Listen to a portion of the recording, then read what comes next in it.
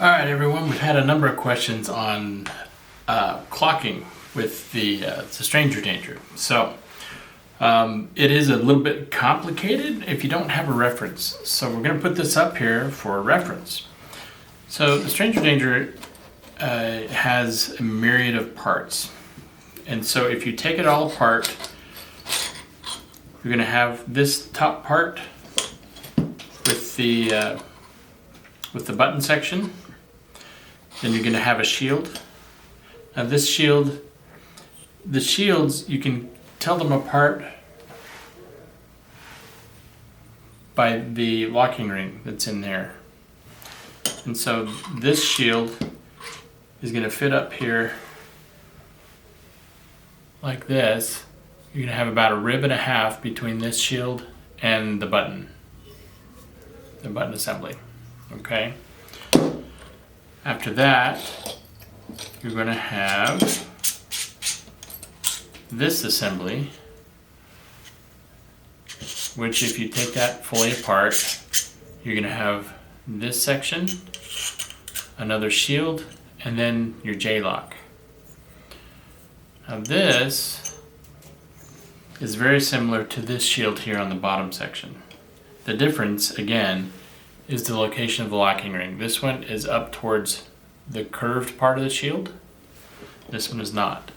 So the curved part of that shield is going to go up against the ribbing, and then you're going to put the J-lock on underneath it like this. Keep it relatively loose.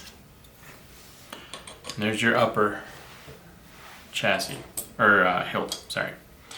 On the bottom, you've got this guy, which is your spring clip, and the other half of the J-lock. You've got your pegs here. So you're going to put that on here like this, put these two together. And then this part of this shield, you can see that, I'm not sure if you can see, but that locking ring is down towards the bottom. And so that's going to come on like that. That'll keep that from going too far in. Then you've got your bottom section here. Okay, the bottom section by and large should be clocked. If it's not, this ring down here can loosen and this rib section will come out.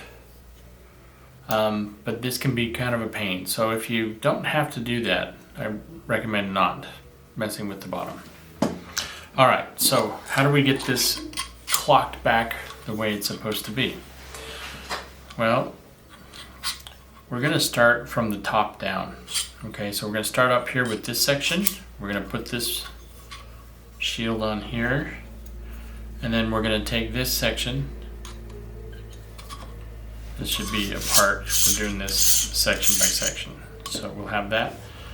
And we're going to screw this one in here, holding the shield in place with our fingers like that.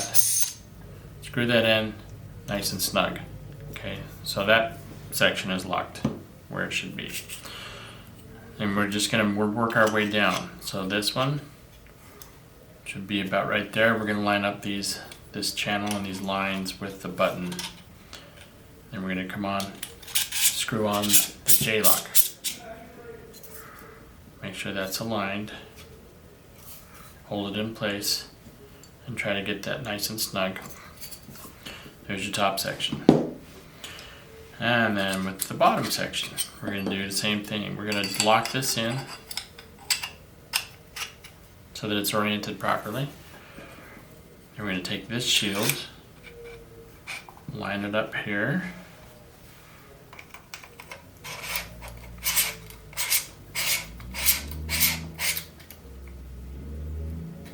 Like that.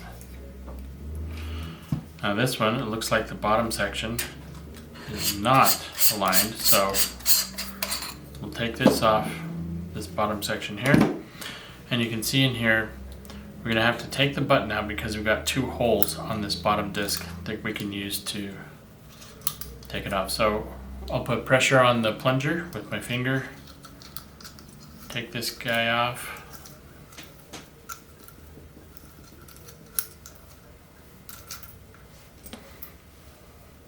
Set that aside.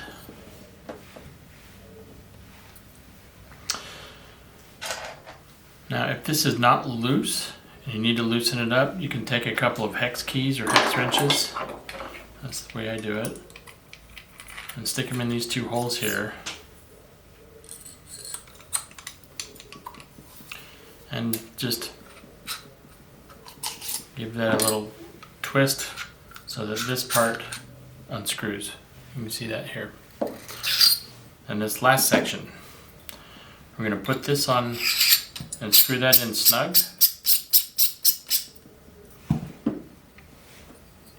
And then we're going to line this guy up. We're going to line that up so that the cover tack is on the back side, like this. We've got our channel lined up. At that point, put this guy back on. And I'd recommend once you get this bottom part lined up, throw some orange Loctite on that so that it doesn't come off. And I'm going to hold this with my fingers and just kind of snug that up a little bit like that. And there we go. And we're going to take this off. We can try to take that apart right here by making sure this doesn't come off. And so I would do this part after you Loctite this bottom piece on, and then we can reassemble our button assembly. Got that little plunger down there. Hold that with your finger. Get our screw and our button. I would also Loctite this guy. That's what I did on my saber.